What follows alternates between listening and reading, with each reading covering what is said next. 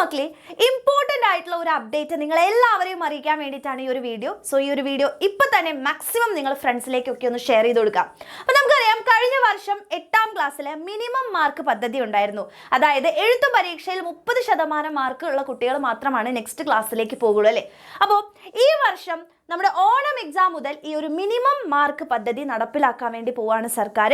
5ാം class മുതൽ 9ാം class വരെയുള്ള എല്ലാ പരീക്ഷകൾക്കും എഴുത്തു പരീക്ഷയിൽ 30% മാർക്ക് മിനിമം വാങ്ങിക്കണം എന്നുള്ള ഒരു കണ്ടീഷൻ, ആ ഒരു മിനിമം മാർക്ക് പദ്ധതി ഇതാ ഇപ്പോൾ കൊണ്ടുവരാൻ വേണ്ടി പോവുകയാണ്. സോ ഓണം എക്സാം മുതലായിരിക്കും തുടങ്ങുന്നുണ്ടാവുക.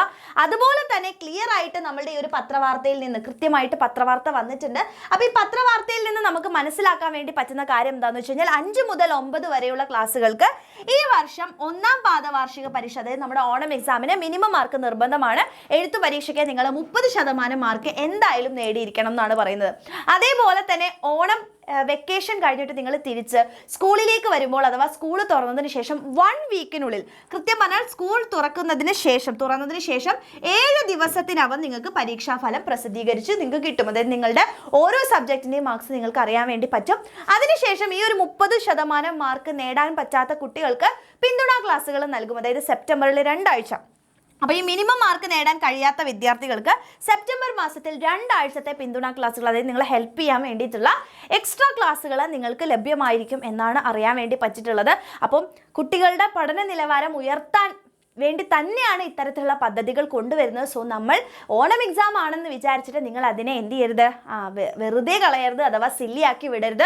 ഇമ്പോർട്ടൻസ് ഉണ്ട് എന്നുള്ള കാര്യം മനസ്സിലാക്കുക. ഓരോ പരീക്ഷയ്ക്കും അതിൻ്റേതായിട്ടുള്ള ഇമ്പോർട്ടൻസ് ഇപ്പോൾ സർക്കാർ കൊടുത്തു തുടങ്ങിയിട്ടുണ്ട്. സോ ഈ ഒരു മിനിമം മാർക്ക് പദ്ധതി അറിയാത്ത നിങ്ങളുടെ ഫ്രണ്ട്സ് ഉണ്ടെങ്കിൽ അവർക്കൊക്കെ ഷെയർ ചെയ്യുക.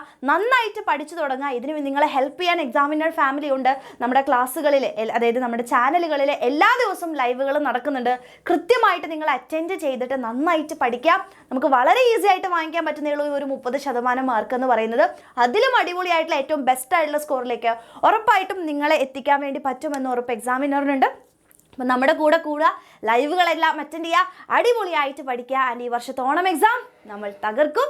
ഓക്കെ, അപ്പോൾ ഫ്രണ്ട്സിനൊക്കെ ഒന്ന് ഈ വീഡിയോ എന്ത് ചെയ്യുക, ഷെയർ കൂടെ ചെയ്ത് കൊടുക്കുക. Thank you.